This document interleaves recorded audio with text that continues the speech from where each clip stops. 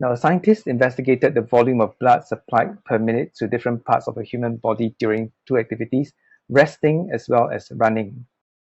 Now, using the graph shown to you, explain how running after a meal affects the rates of absorption of digested food in the small intestine. More blood is transported to the legs. Very good. Can you see the volume of blood?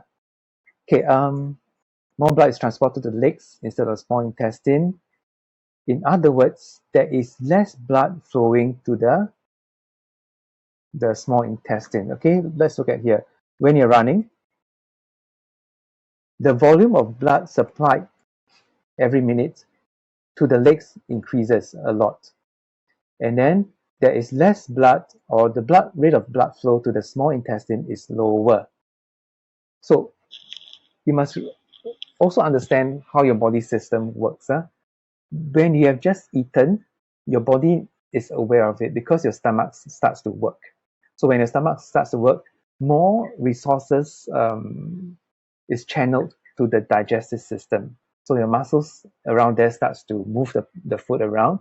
And because the muscles have to respire, so the rate of blood flow to the muscles around the digestive system also increases. Okay, but if you run, the body also knows your legs need energy. So your body has to channel energy to your legs, and that's why there's the rate of blood flow to the intestine area is less. Okay, Shanice, the blood don't just go to the blood continues to flow everywhere. It's just that the amounts of blood or the rate of blood flow to these different parts of the body change. Okay, yeah, let's look at how the suggested response. Okay, when you run, blood is pumped more quickly. Okay, notice how I use the word, the term more quickly. Because more quickly has to do with the rates of blood flow. Sometimes it's not conceptually correct to say that the body pumps more blood, okay? Because that implies there is an increase in the volume of blood in the body or decrease in the volume, like pump less blood, okay? So it's not more blood or less blood, but you pump blood more quickly or less quickly. So that is a correct way to describe this process, okay? So because of that, the rate of absorption of digested food, now these words are taken from here. I just copy, okay? Rate of absorption of digested food decreases because the rate of blood flow to the intestine has decreased, okay? Describe how oxygen in the environment reaches the legs. Okay, Megan, when I say screenshot, it means use your device to do a screen capture so that it's saved on your device, okay?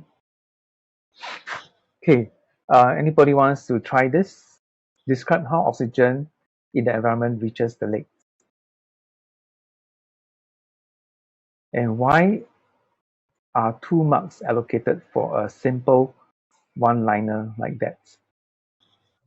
Okay, you need to include the absorption of the oxygen into the blood, right?